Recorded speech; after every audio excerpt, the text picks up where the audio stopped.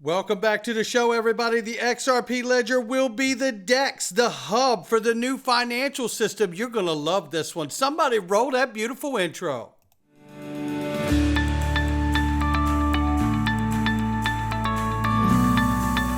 Digital Perspectives with Brad Kimes.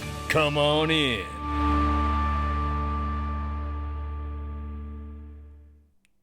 Welcome back to the show. You can follow us on Twitter, YouTube, and digitalperspectives.com. And we are at $2.71 trillion market cap for crypto.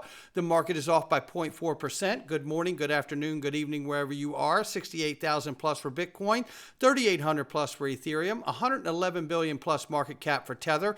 XRP is at number 8 spot at 53 cents, off by 0.5% on 24-hour and off by 2.5 on the 7-day.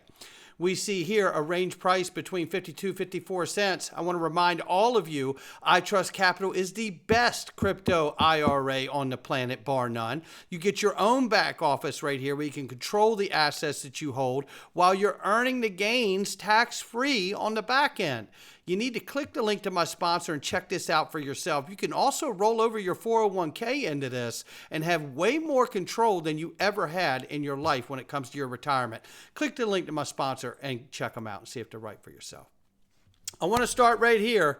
Oh boy, Rajat Sunni, he stepped in it today. He grabbed the Not Financial Advice great video of everything that Ripple has done. Remember this video? It's gotten millions of views. This is a repost, but it's gotten millions of views where he does, guess who's partner with Ripple, Faster Payments Task Force, Ripple, Bank of America, Ripple, World Bank, Ripple. He goes through the whole thing. It's a great video, and he's legendary for it, and his work is amazing. You should give him a follow.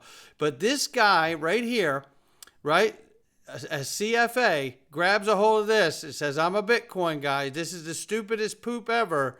My goal is to move away from corporations that control the world, not to give them more of my wealth. Bitcoin is the only solution. He says XRP is a slave coin. Ripple is literally working with countries to create a CBDC. CBDC equals central bank digital currency. I'm not interested in CBDCs. I want to do whatever I can to make central banks disappear. Maybe XRP will give you more fiat. It's failed at this so far. Maybe in the future, but I'll also give more control to these large. It'll also give more control to these large institutions. Look. These large institutions were never going to give up power. And I'm not a maxi, and I hold Bitcoin. But it's tough watching Bitcoin maxis not understand what's coming. This gentleman says he holds Bitcoin because his goal is to move away from corporations that control the world, citing Ripple as one of them and XRP as a slave token. I would like to remind him that your precious Bitcoin is being bought by the biggest corporations in the world, like BlackRock. Why do you think it has been making the price? Who do you think has been making the price go up for Bitcoin? Yeah, BlackRock and their clients. It may be the devil or it may be the Lord. You've got to serve somebody, is what Bob Dylan said. And you can act like you don't serve anybody, Rajat, because you hold Bitcoin. But that story is about to change because while everybody's cheering in the streets that BlackRock has got a spot ETF and Fidelity and ARK Invest and everybody else. And I'm happy that they do because I understand where this is going. You think that has to do with Bitcoin's freedom? It looks nothing like the white paper, my friend. You're getting hijacked right in front of your face. The price going up isn't happening because of decentralization. The price coming up isn't happening because of libertarianism. The price isn't going up because of the need to step away from government infrastructure. The price is going up because the power brokers that run this world are buying it. You're welcome. And it looks like we're seeing a change today. Breaking Vanguard Group files Vanguard Specialized Fund and includes the description of digital currencies and security tokens and digital utility tokens.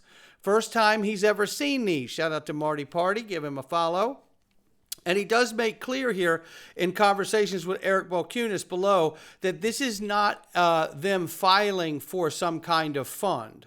This is not a prospectus. It's just that they've added this terminology and definitions into their work. here. And in fact, to be more clear, he says it's employees having disclosed assets. It's from an appendix. And Marty Party doesn't deny that. He's like, I know, I'm just saying I haven't never seen this language before. And the fact that Vanguard has been very vocal saying that they would not fool around with any kind of crypto ETFs, you have to wonder why they would even have this in the appendix for their employees about disclosures. It seems like Vanguard may be getting a little closer to this whole dancing with crypto business in the ETF world. But it's an appendix. It's not a prospectus. So we'll keep an eye on it. However, let's keep an eye on this. The state of the XRP ledger Q1, I just wanted to touch this very quick.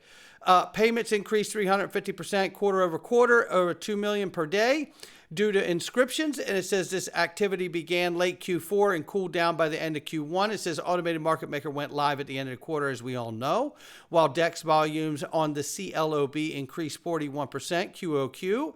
It says here the USD peg stablecoin was announced that it will launch on both the XRP ledger and Ethereum using XRP ledger native functionality and ERC20 token standards, respectively.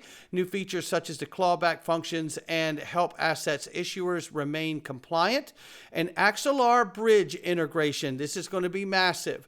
And new stablecoin can serve as liquidity catalyst for the new automated market maker and upcoming tokenized assets from real world asset projects like Zonaquix. So I want to bring it to this because we remember that Tranglo, Ripple partner, Visa card holders can use QR codes via Momo, VinPay, and ZoloPay and e-wallets in Vietnam. And we know that Axelar is building this cross-chain interoperability, and it's going to allow for a lot of multi-chains to talk and work with one another. Listen to David Schwartz on the matter. As far as the XRP ledger vision, we need interoperability. Interoperability is going to be it's going to be what allows us to have customers. It's going to allow us to have an audience that we can market products to. So our goal is to make XRPL one of the primary hubs for issuing and trading real world assets, starting with stable coins and moving into tokenized treasuries as well. And so I think that you guys really have the reputation that's needed in order to bring on some of these TradFi institutions into the space. Our vision is that we can make XRPL the leading hub for real world assets and stablecoin, given Ripple's unique advantages with the regulatory clarity and all of the relationships that it's built with financial institutions and enterprises over the years. Between the combination of the two DEX systems to support any liquidity environment, the influx of new assets through Orchestra, we're really setting the stage to become somewhat of a liquidity hub or a central DEX across all of crypto. So that's really our vision and our hope as we start to partner up with different interoperability players to really make the XRP ledger a hub for value transfer. There you have it right there. So what I'm seeing here is that we know the market infrastructure to the traditional financial system has been a key focus for Ripple over the last decade plus. Now what I see happening here with Axelar is the joining of the chains that are out here that look to be the breadwinners of today. Because it doesn't make sense to hook to all those multi-chains back in the day when you didn't know who would be a winner or not. We still don't know who the winners ultimately will be, but connecting and creating this cross-chain interoperability because the XRP ledger also operates as a DEX. Listen, you can't be a world decentralized exchange if you're not plugged into the world. So that's what this is about from where I'm sitting. And I really do believe that XRP Ledger will be the DEX and the hub for the new financial system and bringing all of this cross-chain interoperability. It's a multi-chain world after all. It's a multi-chain world after all. I absolutely love it. Super excited about it. And don't forget about Thunes, another Ripple partner using Ripple's technology. Visa, Thunes, Neum, Ripple partner here. All of it tied in. Visa digital currencies routing through virtual wallets and SWIFT globally, and indirectly Ripple's technology being used one way or the other. Don't forget about Visa having that patent to repatriate physical cash into digital dollars too. Waiting to see when that rears its head for use. I want to remind people of this, and I covered this over the weekend, but in case you're really still wondering on the fence about where Ripple sits in all of this infrastructure, I think this ought to settle it for us. So at the very top of the payment stack, we have application layers like PayPal, Stripe, Square, applications, technologies that interface with consumers and businesses looking to execute a transaction. Below that, we have banks, the institutions that custody the assets themselves. Moving below that, we start to look at the core interbank infrastructure, rule sets around business continuity, safety and soundness, regulatory compliance. Below that, we have messaging standards, so we can think about SWIFT codes, ACH payment messages, Visa messages. And finally, below that, we have a settlement infrastructure, which is operated primarily by the central banks domestically and correspondent banks internationally. So where Ripple fits today in the existing payment stack is at the bottom. In the settlement infrastructure layer, you know, like where you would expect to find a world decentralized exchange, which is known as the XRP ledger. Any questions? Then as a reminder of this throwback, you know, years ago, we all covered the NTT data information, which really, you know, highlighted Ripple and its effect and where it's all going. Well, that was years ago. Let's take a look today at some of this information, and let's remind ourselves that Ripple partner NTT Data has agreed to acquire 58.7% stake in GHL Systems, a leading payment service provider which is headquartered in Malaysia and listed at Bursa of Malaysia. From its major shareholders, NTT Data plans to propose a tender offer to its other shareholders as well. GHL Systems has installed over 480,000 payment terminals in Malaysia, the Philippines, and Thailand. How about that? That's where all of that's sitting today. Don't forget, India's tied into that too.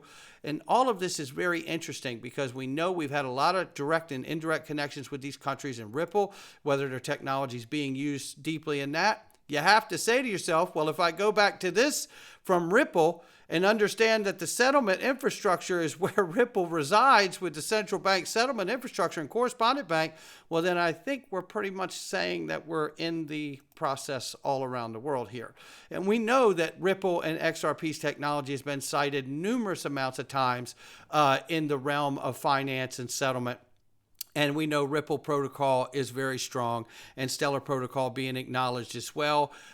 It's hugely important to recognize these things, I believe. And here we see, starting today, ladies and gentlemen, T+1 settlement will become the next business day after trade. Today. That's starting today. How is that happening? Well, we know specifically that the DTCC and the International Swaps and Derivative Association have had Ripple join them to help settle derivatives.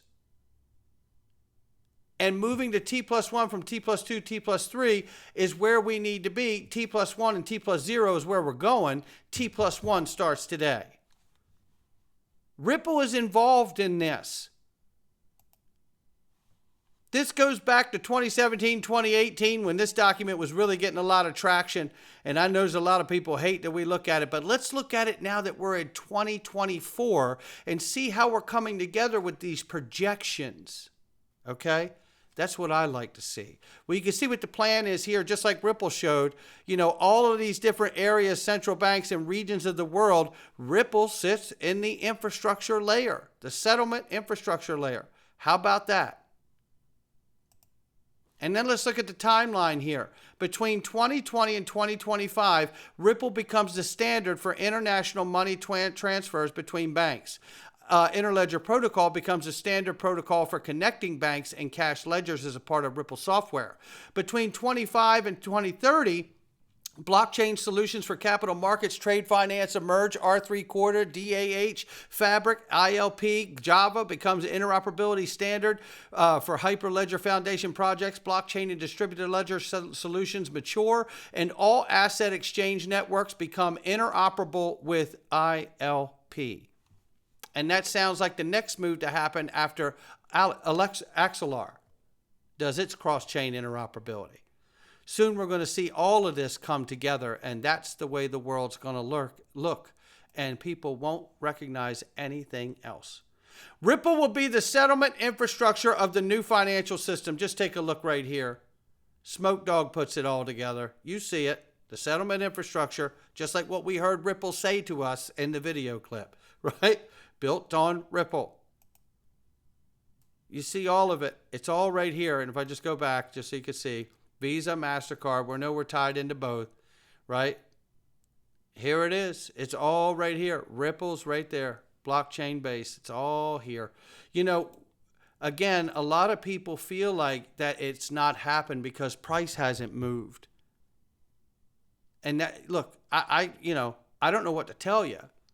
But for me, like what I'm seeing because of the way it's positioned in R3 and Circle and Stellar and even other projects, XDC, VET, I see all these other projects that are positioned in here to serve the financial system and supply trade. XDC, I don't know if I said that, but I see all of it taking shape. And thank God it doesn't require me to help build anything because I wouldn't be worth a damn to do it. But thank goodness I'm here to understand the awareness of what's to come. And again, I haven't put any false timelines on myself or this technology. I'm merely monitoring and observing what's taking place. And what is taking place is absolutely remarkable. The adoption and increased adoption is just taking off now. We're almost reaching that exponential curve. That's what we're really getting next to here. It's not financial advice from me or anyone else. This is a great way to support the channel. It's digperspectives.com. Click the Freedom Zone and come on in. I'll catch all of you on the next one.